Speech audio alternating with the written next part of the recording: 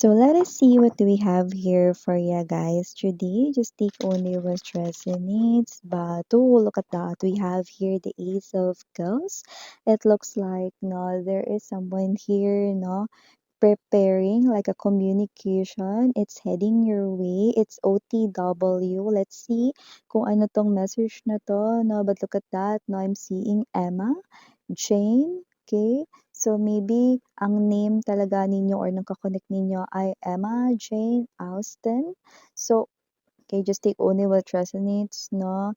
It might be close, okay? But it could be any other name. So let's see. It's about the communication, like it's something here na talagang parating na sa'yo.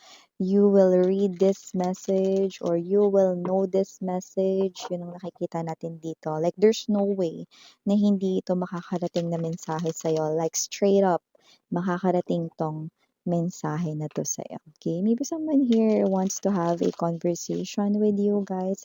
It's an adult communication, by the way, no? It's a very serious talk. So let us see ano pang ibang details dito.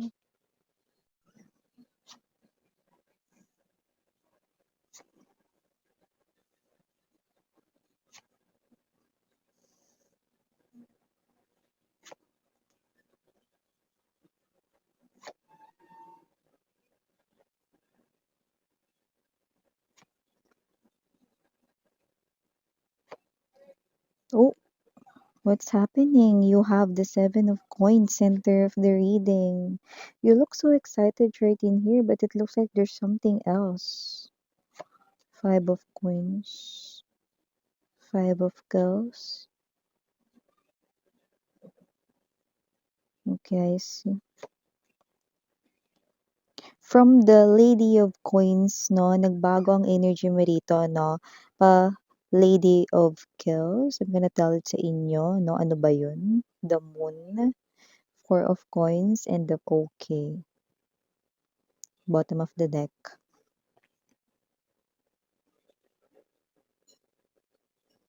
So, sa nakikita natin dito 'no, may hinintay kang kay-tagal 'no. So, kung sino man 'tong hinintay mo, you love this person here and this person here is very special sa'yo. It looks like parang ikaw ito na handa mong kalimutan 'no, because meron ditong kasalanan, pagkakamali. Puwede rin naman 'no, na handa kang magpatawad sa kung sino man ito. You have the Lady of Coins, very understanding, you are very understanding. You have that kind-hearted ka, sweetheart, and you are someone here, no, na very caring and very loving, no. So you've waited for a long time. Wala naman tayo ritong iba-iba naman ang pakahulugan, no, kung gaano katagal ito, pero hinintay mo siya sa kanyang pagbabalik because you know inside your heart that this is the man and the woman, no, na gusto mong makasama, no, at siya yung pinipili mo palagi, araw-araw, no. So you waited for this person here, no, kahit na parang it looks like, no, we have here the Six of Cups and there's this star, no, parang it seems impossible kasi possible na hindi niya rito nire-replyan ng iyo ritong mensahe, no, ang iyo rito na tawag, no. Yeah, like this person here took you for granted, no, maybe this person here sininso niya yung mga chat messages mo or maybe this person here, no, nabasa niya yung mga text messages mo pero hindi siya rito nag-call back, hindi siya rito nag-reply, nag-respond sa'yo rito pabalik, no? Like hindi. But still, no, your persistency, no, na hinintay mo 'tong tao na 'to, no, ay, medyo tumagal, no. Like this is you, no, na parang ikaw ito, hindi ka pumasok sa isang bagong relationship, no. You just, go sa iyong mga daily routine, sa mga ginagawa mo, no? Like let's say sa umaga, you're going to work, no? You're doing your own thing, doing your own business, no? Yung everyday mong ginagawa, no? Yun lang yung ginagawa mo. Okay? At ganun ang ganun araw-araw, no? But I do pick up, no, na itong iniintay mo, no, finally replied to you, no? After that long wait, this person with the Wheel of Fortune finally sumagot na rin sa'yo. So, ang taong hinihintay mo with this King of Cups energy,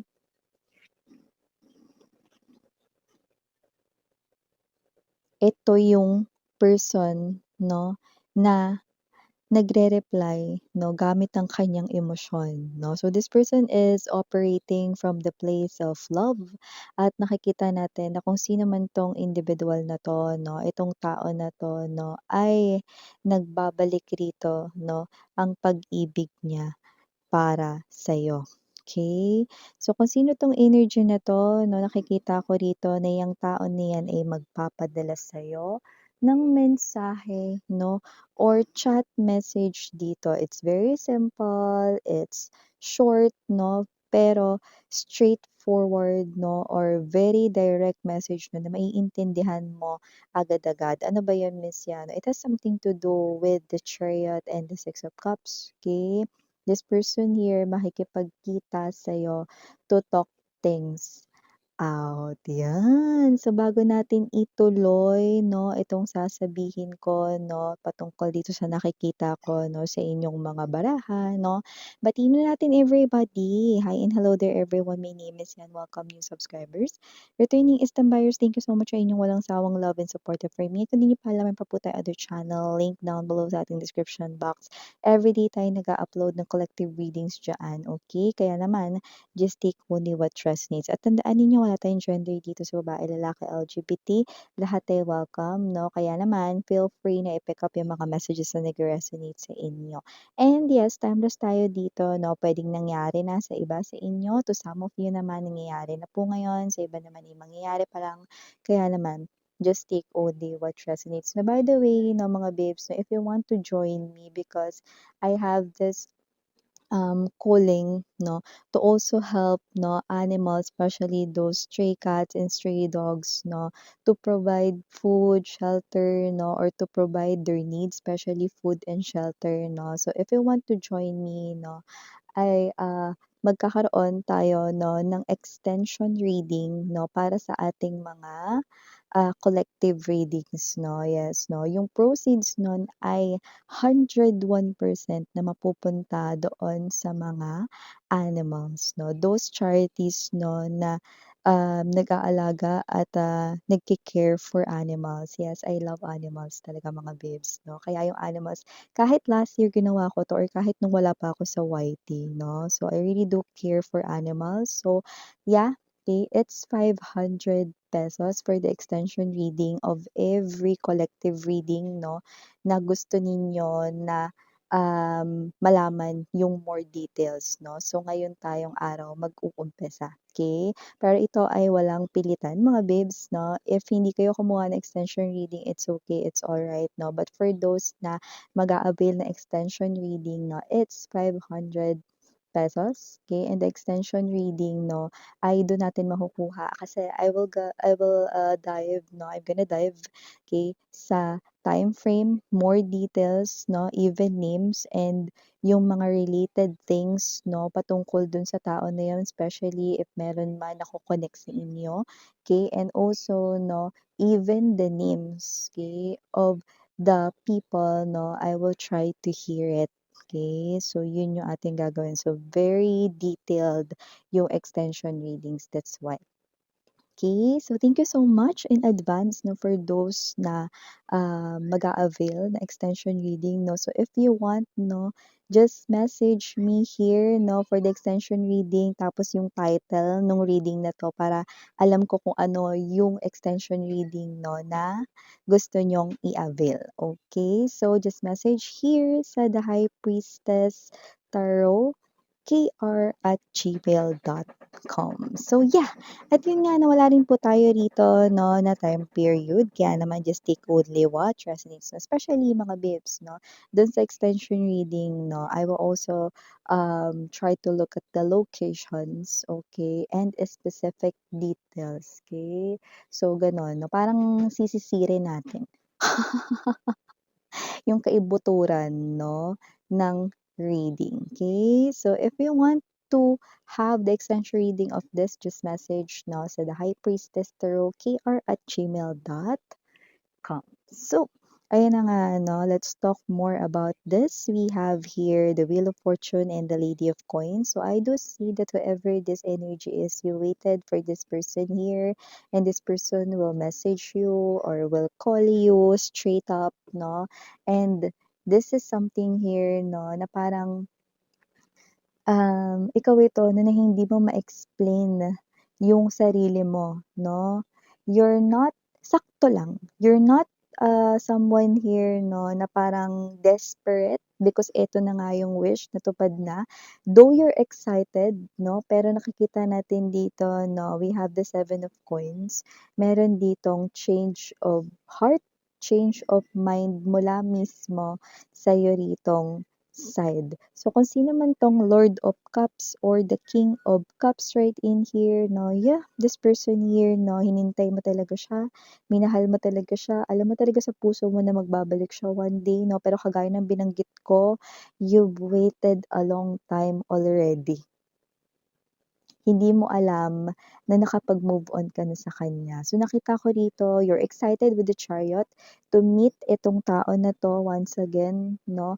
Pero nakikita natin dito na kapag nandoon ka na 'no, sa inyo rito 'no, na, um, pagkikitaan na lugar or yung venue or yung place na nakikita ko dito 'no, na maaari ka ritong mapa-atras kapag malapit ka na dun or maaari ka ritong mapahinto with the Seven of Coins energy, okay.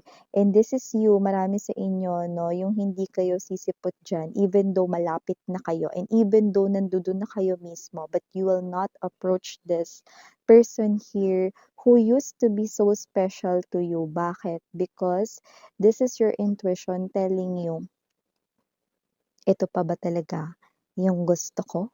Yan. So, like what I've told you, no, kagaya ng kasabihan, time heals all wounds, 'di ba? At kung sino man ito mga energies na na-pick up ko ngayon, no, yeah, you're excited because you waited for this person here, no? Pero, ang brain mo lang ang nagsasabi na excited ka. Pero yung emotions mo, iba yung sinasabi 'no, it says differently 'no. Dito sa'yo rito na thoughts about this person, parang ito pa ba yung gusto ko with the star card energy, oo nga pinangarap ko na makita ulit yung person ko, makasama siya, kasi mahal ko siya. Pero sapat pa ba yung pagmamahal na yun para makipagbalikan ako sa kanya? I do pick up that this is you with the Ten of Kills energy. Yeah, look at that. You're holding that important letter sa iyong hand, no? So I do pick up, no, yeah, look at that. We have here another person here, no? And it looks like ito yung sinisymbol ng family mo, ng yuritong friends, no? Maybe may message ka ng yung person dito, no? Pero hindi mo yun pinaalam. Kasi nga, meron ditong pagtatraidor, may kasalanan yung tao na yan sa'yo, no? At ayaw mo munang ipagsabi sa mga kaibigan mo, sa mga close mo, sa family mo rito, no? Na yung person na yan ay makikipagkita sa'yo 'no, dahil ayaw mo rito 'no, na magkaroon sila rito 'no, ng negatibong judgment about that person or magkaroon sila rito ng opinyon 'no, na something negative 'no.